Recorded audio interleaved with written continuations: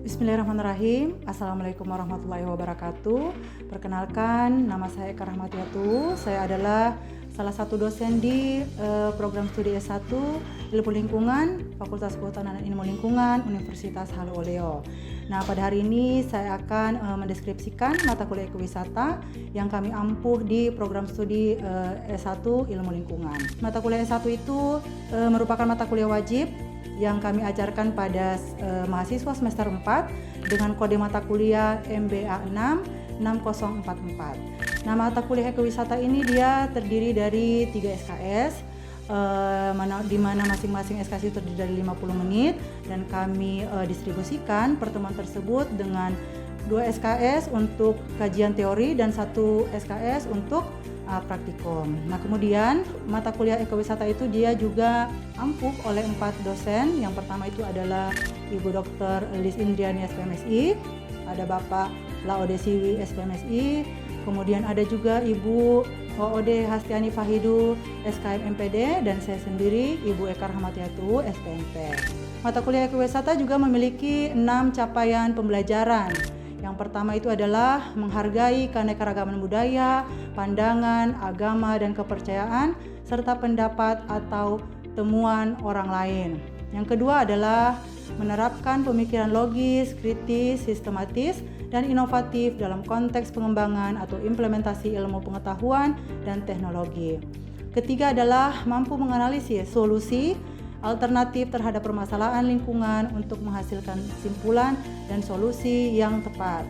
Berikutnya adalah mampu mendiseminasikan hasil kajian fenomena dan masalah lingkungan dalam bentuk laporan. Berikutnya adalah menguasai prinsip dan aplikasi ilmu lingkungan dalam ekowisata pesisir, pulau-pulau kecil, dan pedesaan. Dan yang terakhir adalah menguasai ilmu dan teknologi berbasis kajian untuk lingkungan dan penerapannya. Nah, kemudian mata kuliah ekowisata juga itu dia memiliki 6 CPMK.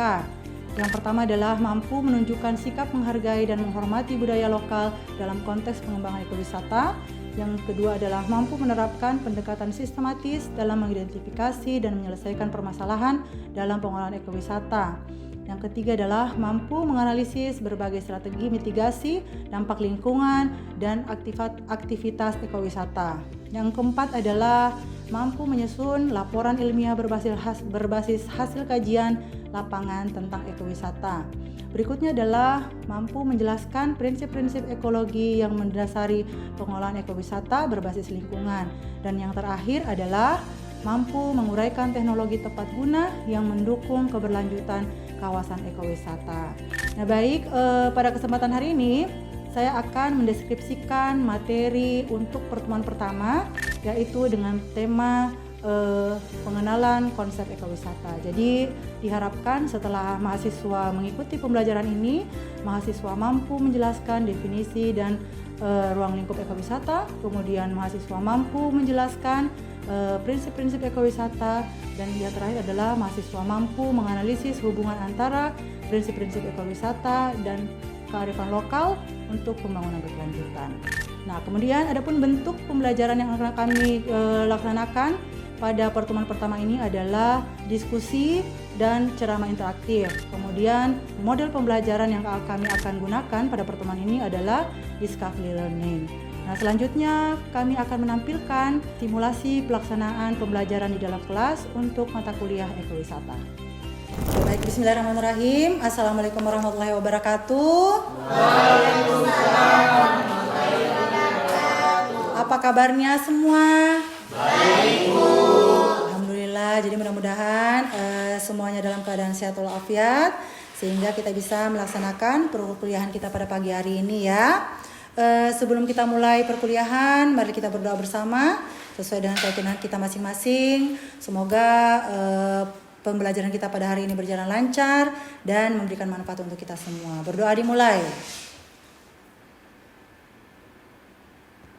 Berdoa selesai. Nah, baik. Sebelum kita mulai perkuliahan, Ibu perlu mengecek kehadiran adik-adik terlebih dahulu. Silakan didengarkan namanya ya. Aldi Saputra, Ajis Safarudin, Andi Mustika, EN Nur Anissa. Oke. Laode Jainal Ariwin. Ada Bu. Siti Zahrani Istania.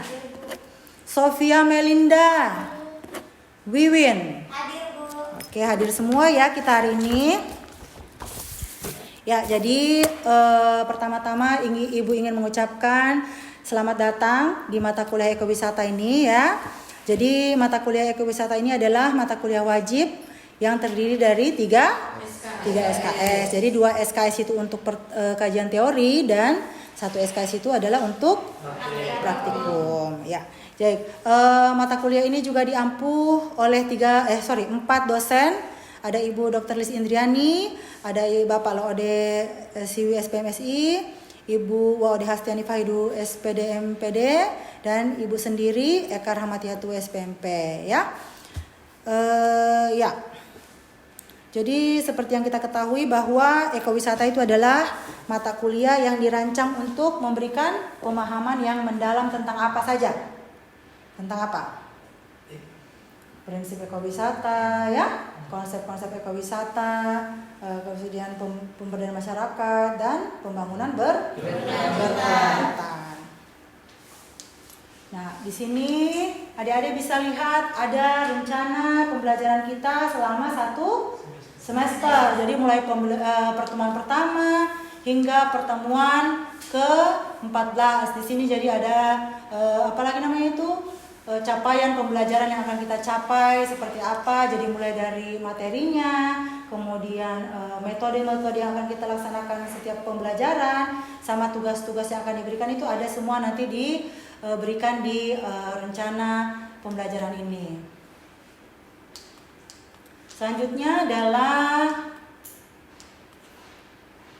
tujuan pembelajaran. Jadi diharapkan kepada adik semua setelah mengikuti pembelajaran ini, adik-adik itu mampu menjelaskan definisi dan ruang lingkup ekowisata. Yang kedua itu adalah kalian mampu menjelaskan prinsip-prinsip ekowisata. Yang terakhir itu adalah bagaimana kalian menganalisis hubungan antara kearifan lokal dengan pemberdayaan masyarakat untuk keberlanjutan. Betul sekali Aldi.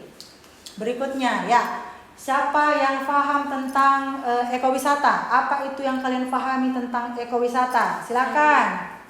Boleh.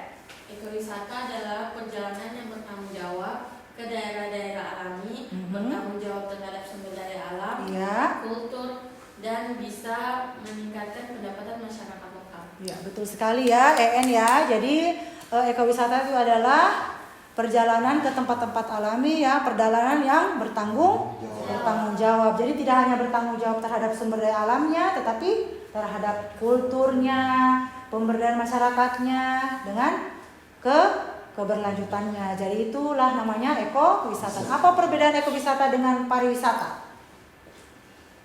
Hafiz, apa yang Hafiz tahu tentang perbedaan ekowisata dengan pariwisata?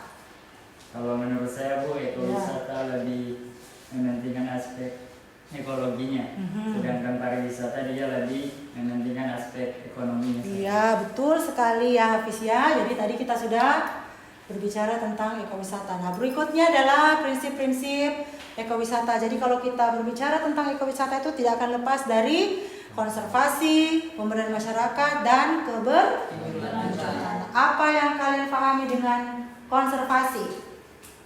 Ajis. Itu upaya menjaga alam. Konservasi adalah upaya untuk menjaga alam. Tidak hanya alamnya saja, tetapi apanya? Dia tidak menyakitinya. Betul sekali. Ya, berikutnya pemberdayaan masyarakat. Kira-kira ada tidak hubungannya dengan konservasi ini? Pemberdayaan masyarakat. Kalau pemberdayaan masyarakat itu dia lebih ke apanya? Dia memberdayakan masyarakat lokalnya ya. Bagaimana mulai dari pengolahan sumber daya alamnya, kemudian ekonominya, mereka itu lebih memanfaatkan masyarakatnya. Nah, apabila konservasi dan pemberdayaan masyarakat ini sudah dilaksanakan, insya Allah itu keberlanjutan akan tercipta dengan sendirinya. Nah, apa itu yang kalian pahami tentang keberlanjutan? Apa itu keberlanjutan? Wiwin. Keberlanjutan itu bagaimana kita bisa memenuhi kebutuhan kita sekarang tanpa mengorbankan generasi mendatang. untuk bisa memenuhi kebutuhan mereka sendiri. Jadi kita usahakan apa yang kita dapatkan sekarang itu bisa juga dinikmati oleh anak cucu kita. Jadi kalau misalnya mereka dapat tempat tinggal bagus, berarti kita dapat tempat bagus, mereka juga harus dapat tempat. Kalau kita dapat oksigen yang bagus, mereka juga harus dapat oksigen yang bagus. Bagaimana caranya? Nah, salah satunya adalah dengan apa? Kegiatan reboisasi, ya.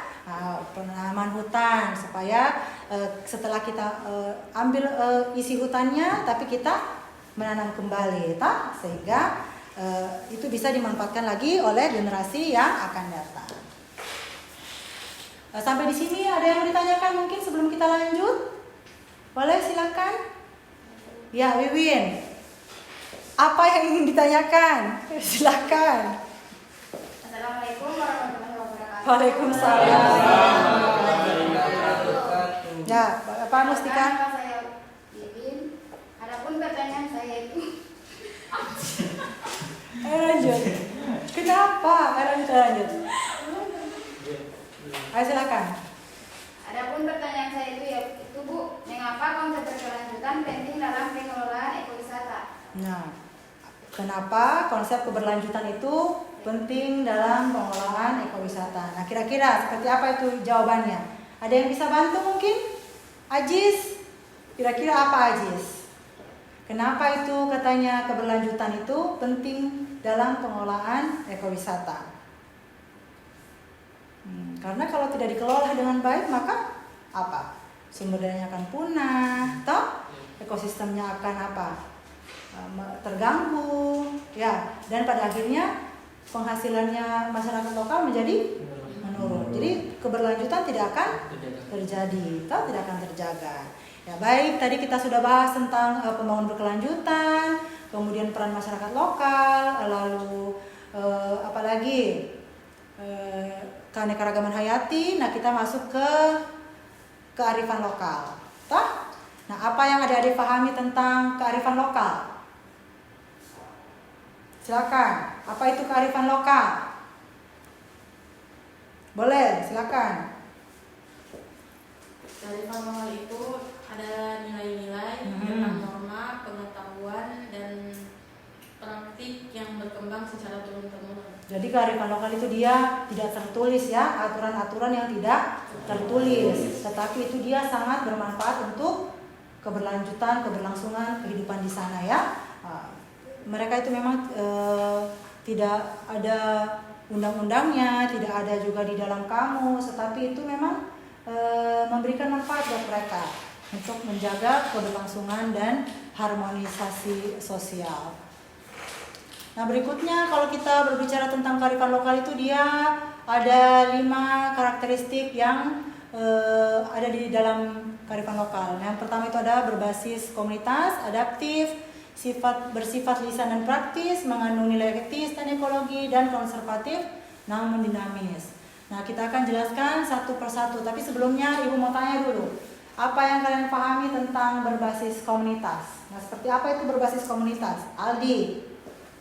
Menurut saya berbasis komunitas itu bagaimana kita bisa memanfaatkan masyarakat lokal yang ada di sana, sehingga bisa jalannya kegiatan. Ya, jadi setiap kegiatan di sana itu kita melibatkan masyarakat lokal. Nah, adaptif, siapa yang mau jelaskan tentang adaptif? Ya, silakan. Jadi adaptif itu bagaimana kita beradaptasi dengan perubahan-perubahan yang terjadi di sekitar kita. Betul sekali. Jadi meskipun itu kearifan lokal itu dia menjaga budayanya, tetapi kalau misalnya ada perubahan-perubahan, mereka tetap mengikuti perkembangan zaman, seperti itu. Berikutnya adalah bersifat lisan dan praktis. Nah, apa yang dimaksud itu bersifat lisan dan praktis? Kira-kira seperti apa itu? Siapa yang mau bantu jawab? Melinda. Baik Bu, Ya. untuk pengetahuan masyarakat diwariskan melalui perkataan dan ditetapkan langsung dalam kehidupan. Ya. Misalnya itu seperti aturan adat dalam menjaga hutan. Ya, betul sekali. Jadi bersifat lisan, langsung diucapkan, tapi langsung dipraktekkan juga ya. Jadi tidak ada bilang tanda tangan kontrak dulu atau apa baru dikerja, tapi ini tidak. Dia itulah kearifan lokal. Berikutnya mengandung nilai etis dan ekologis. Yang seperti apa itu nilai etis dan ekologis? Nilai etis dan ekologis. Jadi bagaimana mengajarkan kepada kita tidak hanya berbuat baik terhadap sesama, tetapi berbuat baik juga terhadap alam, terhadap lingkungan, ya seperti itu. Yang terakhir adalah konservatif namun dinamis. Yang kayak bagaimana ini konservatif namun dinamis? Konservasi, nah, dia dari bahasa konservasi. Apa itu konservatif namun dinamis? Nah, bagaimana menjaga apa? Nilai budaya dan tradisi yang ada, Bu. Ya, jadi dia lebih ke budayanya ya. Ya, sampai di sini jelas semuanya? Jelas. Ada yang mau ditanyakan lagi sebelum kita mulai? Ibu masih buka satu pertanyaan. Saya, Bu. Boleh, silakan. Mungkin langsung saja ke pertanyaannya, Bu. Ya. Mengapa kearifan lokal itu harus bersifat konservatif namun tetap dinamis? Nah, kira-kira seperti apa itu? Ada yang bisa bantu jawab? Aldi, kenapa katanya itu kearifan lokal? Dia bersifat konservatif, tapi tetap juga dinamis. Nah, kira-kira kayak mana tuh? Karena kalau tidak dikonservasi, bagaimana? Kalau misalnya adat istiadatnya, budayanya tidak dikonservasi, tidak dilindungi, apa yang terjadi? Punah. Nah, maka punah, toh? Makanya dia tetap harus selalu dijaga. Misalnya dia punya adat istiadat harus dijaga, tetapi bagaimana harus tetap juga mengikuti perkembangan zaman. Namanya itu beradaptasi. Tapi tetap intinya itu harus tetap dijaga, toh? Tapi dinamis juga, mengikuti perkembangan zaman. Sampai di sini paham ya semuanya? Nah, kira-kira hubungan ekowisata dengan kearifan lokal itu kayak mana? Jadi ada bagaimana nilai-nilai lokal dalam mendukung konservasi. Nilai-nilai lokal dalam mendukung konservasi. Seperti apa itu kira-kira, Wiwin? Nah, bagaimana itu dia? Adanya aturan adat yang melarang perusakan hutan atau laut. Jadi dia aturan-aturan yang sudah disiapkan oleh masyarakat tersebut untuk menjaga lingkungan di sekitarnya. Lebih ke begitu ya. Nah, berikutnya adalah kearifan lokal sebagai daya tarik wisata. Nah, seperti apa itu? Mustika, kearifan lokal sebagai daya tarik wisata. Seperti apa itu, Mustika? Seperti nilai tradisi. Jadi bagaimana kita mengembangkan keunikan-keunikan, kekhasan-kekhasan yang ada di daerah kita untuk mengundang wisatawan, toh? Nah, itu kayak gitu. Kita jadikan apa yang menjadi daya tarik itu untuk wisatawan itu datang berkunjung ke tempat kita. Nah, itu ya. Berikutnya adalah kolaborasi antara pelestarian budaya dan alam. Yang bagaimana ini seperti yang dimaksud kolaborasi. Berarti apa? Apa dia itu? Apa yang dikolaborasi di sini? Wiwin, apa yang dikolaborasi? Nah, bagaimana kita melindungi budaya masyarakat dan jadi tidak sekedar ada tetapi lingkungannya juga ya. Yang berikut itu adalah kearifan lokal sebagai pilar keberlanjutan ekowisata. Apa ini yang dimaksud dengan keberlanjutan dari kearifan lokal itu? Seperti apa itu kearifan lokal? Dia berhubungan dengan ekowisata yang berkelanjutan. Bisa dijelaskan sedikit?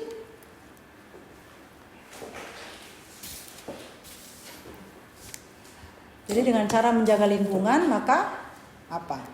Kalau kita menjaga lingkungan, apa yang terjadi? Kita melestarikan budaya. Nah, itu sama saja kita memberikan manfaat bagi masyarakat setempat dan generasi yang akan datang. Nah, di sini bisa kita lihat contoh-contoh kearifan lokal yang ada di Indonesia. Jadi yang pertama itu adalah sistem subak di Bali. Jadi sistem subak di Bali itu dia tradisi dalam mengelola irigasi berbasis spiritual. Jadi mereka itu dia sebelum melakukan proses irigasi mereka sembahyang dulu. Mereka sembahyang dulu karena menurut mereka itu keseimbangan antara antara manusia, alam dan Tuhan itu harus senantiasa terjaga. Jadi sebelum mereka melakukan itu kegiatan irigasi, sembahyang dulu mereka. Nah, berikutnya yang kedua adalah sasi di Maluku. Nah, sasi di Maluku ini adalah larangan mengambil hasil hutan yang berlebihan sih sebenarnya. Sama juga toh, jadi supaya sumber daya alam tetap ada. Toh generasinya kita juga bisa nanti tetap pakai. Toh kalau misalnya kita memanfaatkan sumber daya alam itu secara bijaksana. Nah, jadi ini adalah contoh-contoh kearifan lokal yang ada di Indonesia. Nah, sampai di sini mungkin masih ada yang mau ditanyakan, mungkin kalau belum jelas. Kalau misalnya sudah tidak ada, Ibu akan memberikan tugas untuk minggu depan. Jadi bisa dicatat ya. Nah, jadi tugasnya minggu depan itu adalah mencari nama dan kearifan lokal yang ada di daerah kalian masing-masing ya. Jadi mulai seperti apa adat istiadatnya, atau kemudian budaya-budaya seperti apa, keunikan-keunikan apa saja yang ada di sana. Nah, itu nanti dicatat di kertas HPS, lalu kalian upload di Spada. Kurang lebih paling lambat 3 hari sebelum pertemuan kita berikutnya. Ya? Oke. Baik, kalau misalnya sudah tidak ada lagi, Ibu ucapkan terima kasih banyak atas perhatiannya. Mohon maaf atas segala kekurangan. Wassalamualaikum warahmatullahi wabarakatuh. Waalaikumsalam warahmatullahi wabarakatuh. Demikianlah materi perkuliahan kita pada hari ini. Semoga pemaparan tadi dapat memberikan manfaat dan pemahaman yang mendalam serta gambaran aplikatif bagi kita semua. Terima kasih. Wassalamualaikum warahmatullahi wabarakatuh.